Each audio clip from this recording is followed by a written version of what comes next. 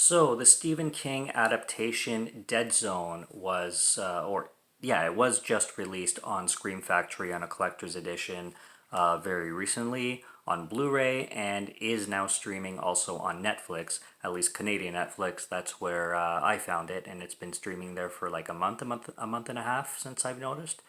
Recently came on, and I found it to be a perfect opportunity to watch it for the first time because I'd never seen The Dead Zone.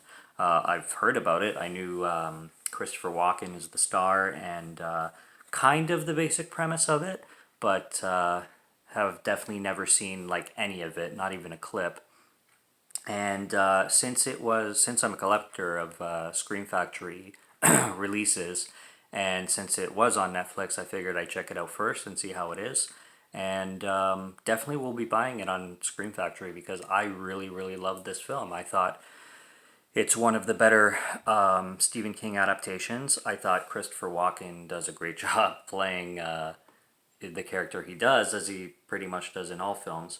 And I just found the premise to be really, really cool. Like it's a really simple premise that you haven't, necessarily not heard of before. Like you've kind of seen this played out in a similar fashion in many things, but it definitely does a lot with that goes beyond just telling your simple story of the basic plot.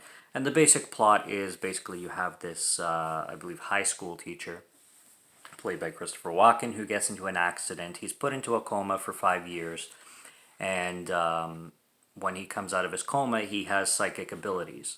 And obviously, he thinks he's going crazy. Everybody around him obviously thinks he's going crazy. He ends up losing his soon-to-be wife as well because while he's in the coma, his wife had moved on, which is a really scary feeling actually to wake up from a coma, which would feel like a regular night's sleep, except for the fact that years have gone by, and everybody else around him, including his family and this girl named Sarah and all his other colleagues and everything, have moved on in real time, but to him it just feels like a blink. So it's got to be really difficult to process that in your head if you're the one who's been in the coma, not not feeling anything in real time. But regardless, he comes back to reality with these psychic abilities, and he's anything he touches, especially human contact, he can kind of get premonitions on what's going to happen to these people or what's going to happen to people around these people. And he, for the most part, he looks at this as a curse. But as the plot goes on, he starts to realize really, really heavy scale things that specific people are going to do that's going to be, detrimental on a very, very big scale. And I think that's what works for this film the best. Now, I haven't read the Stephen King story, not or novel or whatever, so I haven't. I don't know the source material, and I don't know what differs in that. But the way the film itself portrayed this story, I think it's really cool that it went to a place where there's there's really big consequences to what could happen if what the main character Johnny, played by Christopher Walken, what his visions are if they're not changed, kind of thing. Like it's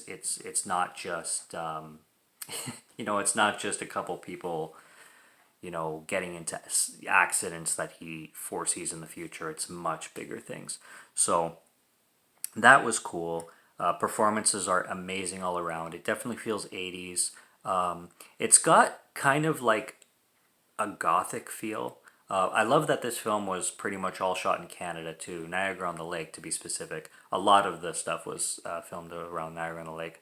There's a roller coaster scene that takes place at Canada's Wonderland in Vaughan, which I've seen many times, like the actual place Canada's Wonderland. And it's definitely very snowy. It's got like a cold kind of small town feel to this film, and like I said, it's got these like gothic undertones that it's hard to explain, but just the music and the atmosphere really play out to this kind of gothic vibe. Like it's not really like it's not like the Crow level of gothic, but it's definitely it's in there. It's in there subtly, kind of thing, and I really like that. It's I would like I'm excited to see the Scream Factory treatment that this film got because I'm sure they really did a good job on it. And it feels like a classic. It definitely feels like a cult classic and a deserving one at that. And it's a thought provoking film with some good thrills and really good performances. There there is this one little kid in it that is annoying as absolute like he's the annoying kid you get every once in a while in films. If anybody's seen House by the Cemetery by Lucio Fulci, it's kind of on that realm. So you kind of know what I'm talking about if you haven't seen the film. But if you have seen The Dead Zone, then you definitely know exactly what kid I'm talking about. It's I feel shitty harping on a child actor, kid in general, but it has to be mentioned. Like, oh, you get your infamous annoying children in cinema, and there's definitely one here.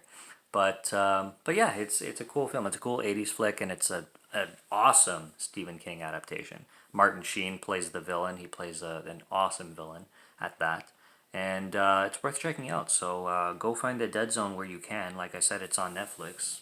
Netflix Banter, and go check out the Blu-ray. It's out now, so there you go. I'm just promoting everything. Subscribe to Morgan Film Fan if you like to listen to my voice, and if you like my film reviews, I'll be back for more soon. Until then, take care, cheers, and have a good one.